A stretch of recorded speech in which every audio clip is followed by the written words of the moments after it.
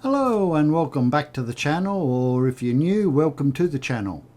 So today I'd like to have a talk about this extreme heat we've been having in Japan.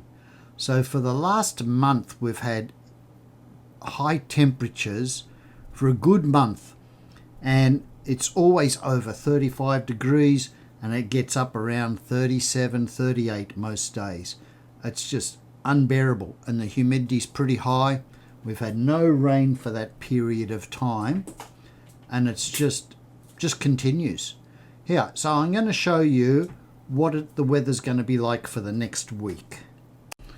Yeah, so you have a look. From the 14th to the 20th, it's between 37 and 38 degrees every day. It just doesn't change, and it's been like this for the past month.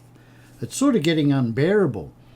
This is the hottest summer I can remember in, like 28 years since I've been in Japan. And yeah, it's just been crazy. So I'll show you some other things I've found about it. Yeah, this is from NHK, the National News Service. So like intense heat wave continues to grip Japan, and it goes on like 38 degrees. Daytime temperatures, it's just crazy, but it's been like this, and it's going to be around for the next week at least. Yeah, this is like I just showed you, Japan high temperatures forecast persist to the August 31st, and it gives you all the different prefectures with the you have to be careful of heat stroke. The temperature's just so high.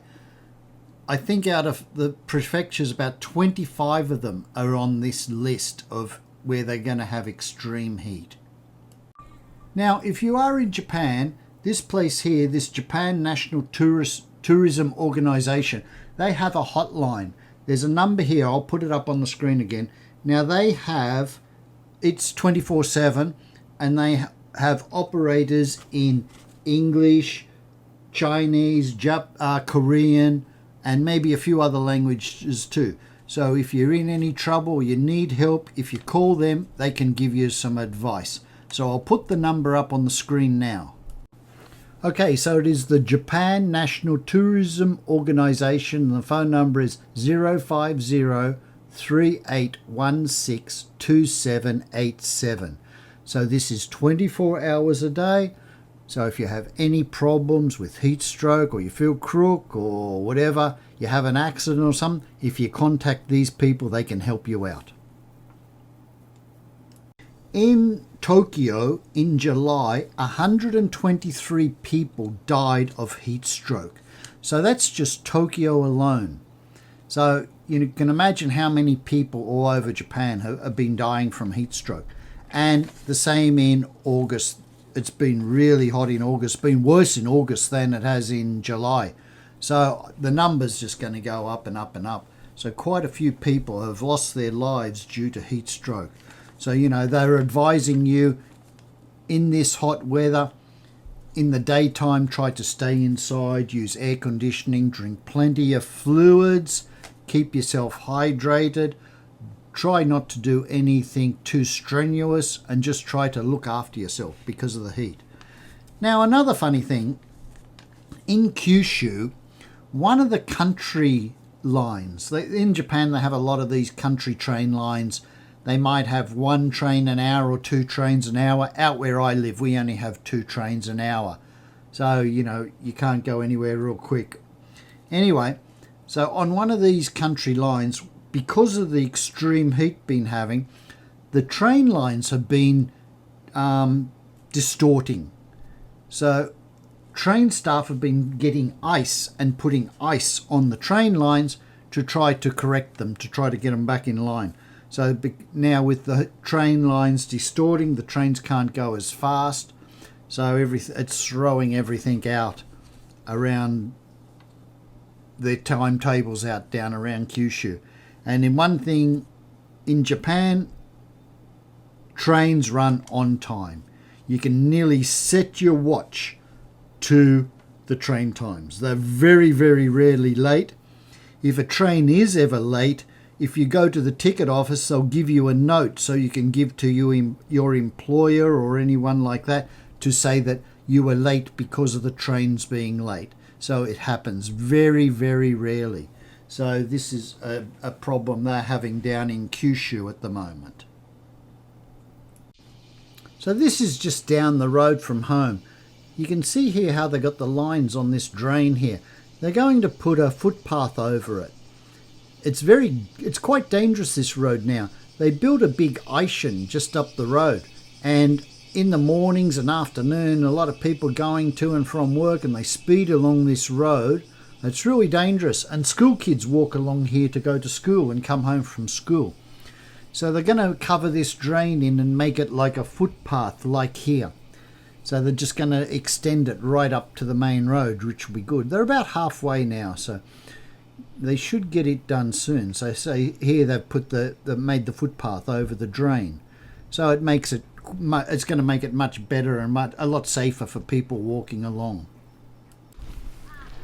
Yeah, so because of this extreme heat we've been having, you know, even the veggies are copping it too, because it's just been so hot. We've had no rain for about a month. A lot of the veggies are dying. They're just not producing what they should. You can see here it's all pretty dry. The ground's as hard as a rock. I washed the car the other day and the water wouldn't soak into the ground. It was just sitting on top of it. It was just like concrete. But yeah, a lot of crows around at the moment. They're always around. But yeah, it's been a stinker this year. It's the worst one I can remember. And you know, a lot of people feeling crook and that sort of thing. But you can see here the veggies. Look at the watermelons and that. They're all sort of dying off. There's hardly any watermelons this year. Got a couple in here in the nets to keep the crows off. Because you can see over here the crows have been eating them. So they love to get into the watermelons and cause a bit of havoc. So we haven't had as many watermelons this year as normal because of the heat and the dry weather. Because we haven't had much rain, there's not a lot of water in the wells to water the veggies. Because up here it's all well water. We don't use town water for here. It's just well water used to water the veggies, but there's not a lot in the well this year. So yeah, I think a lot of other countries are suffering with this extreme heat and that too. You know, it's not just Japan. I think it's a worldwide thing with global warming or whatever, but it seems to be a big problem, and it's getting worse and worse every year. You know, before it used to cool down at night. You know, it'd be hot in the daytime. Like when I come to Japan, it used to get about 30 or 32 in the daytime. Nighttime it would drop to like 25. You could sleep, it was fine. But this year, like I showed you, it's getting up 37, 38 degrees every day. Nighttime, 10 o'clock, 11 o'clock at night, it's still 30 degrees. You know, it's hard to sleep. Because we don't have air conditioning in the bedroom. We just open up the windows of the house. So it's hard to get a good night's sleep. So you wake up in the morning and you're still knackered from the day before. So, you know, it's just part and parcel of summer, I suppose. We're going to have to put up with it. Each year it's going to get worse and worse.